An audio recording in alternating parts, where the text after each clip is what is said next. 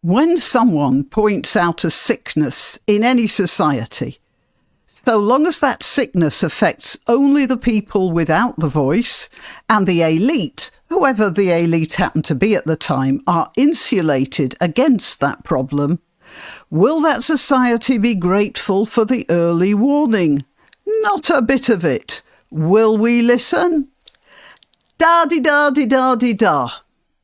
The accusation used to be heretic, and now it's far right. And I'm Grannyopteryx.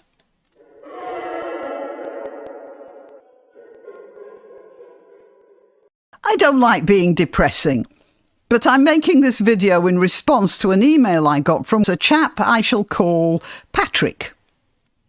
He was talking about my last video, the one about that oleaginous UN placeholder, and he said this.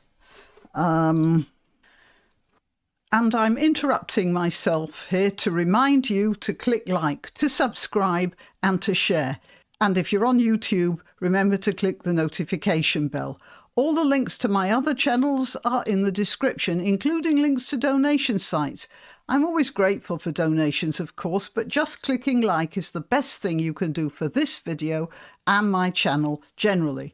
And I'm reminding you that the Christmas 2023 competition is now open. The link to the video telling you all about it is also in the description. Right, he said, the UN, as personified by that diplomat, is all but completely useless.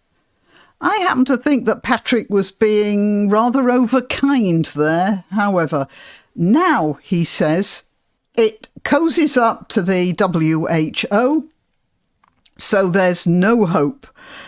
You spotted the lies under that facade. Why can't more people?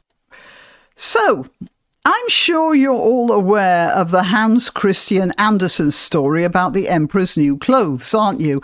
To recap, for those who might have forgotten it, the Emperor got into the hands of a bunch of con men who convinced him that they could tailor him a suit of material so magical and fine and gorgeous that only the best and most intelligent of his counsellors could see them.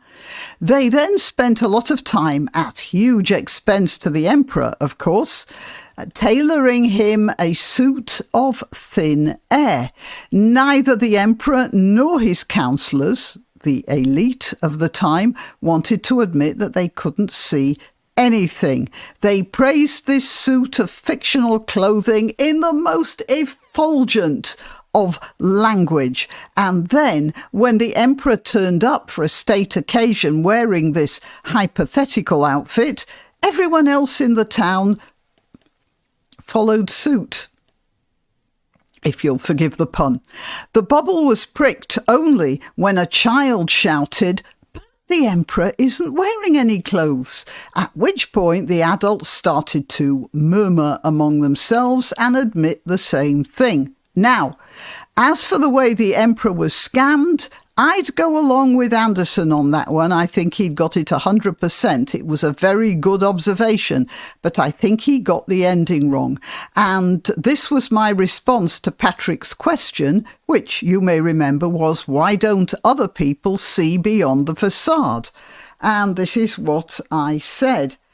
Dear Patrick, the only thing that Hans Andersen got wrong about the Emperor's new clothes is that all the surrounding adults didn't immediately jump on the kid and murder him to make sure he didn't say that again. You see, ordinary people will also go along with the elite who have a vested interest in the narrative to which they've subscribed.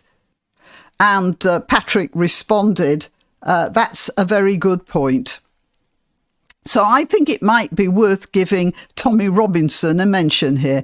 I'll give you a little vignette from life. I'm having my piano restrung. It's costing a fortune, but the old thing was built in the 1890s and the strings really aren't up to the job anymore. Well, I was born a lot later, and I wish a bit of restringing was all that I needed. Anyway, while he was taking out the old strings, we were chatting, and I don't remember exactly, but I suppose we must have been discussing the demonstrations on the streets of London recently. Anyway, I mentioned Tommy Robinson, and he looked a bit blank, and then he said, "Oh, you mean that far-right man?" I didn't go into detail with him, but I did say something like, "Yeah, that's what the newspapers call him.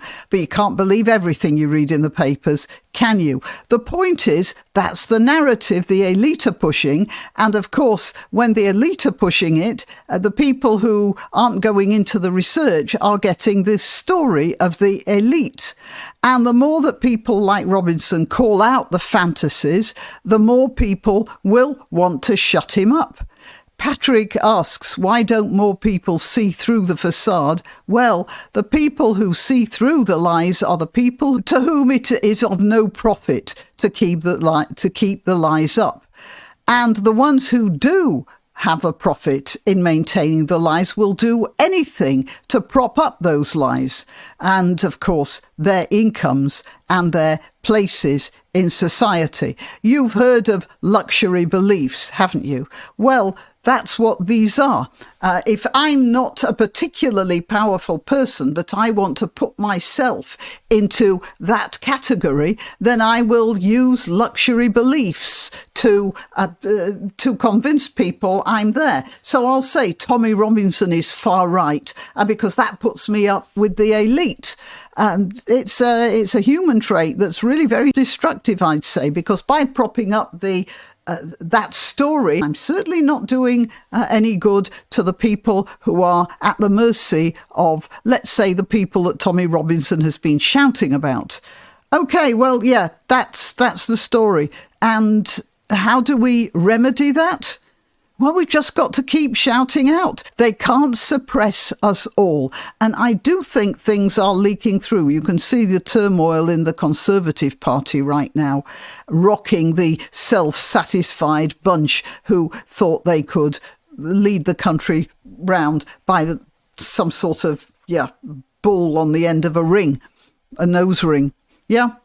Well, I don't think it's working, and I do have hopes for that. So, as I said at the beginning, I don't want to be depressing. Let's hope that something is actually starting to move now.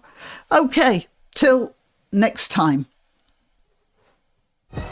Why not treat yourself or a favoured relative or friend to these magnificent examples of merch? The mugs and t-shirts come in the Graniopteryx design or Granbow with a firearm or the more deadly knitting needles. Go to www.graniopteryx.com and whatever platform you're watching this on, please click like, subscribe and share.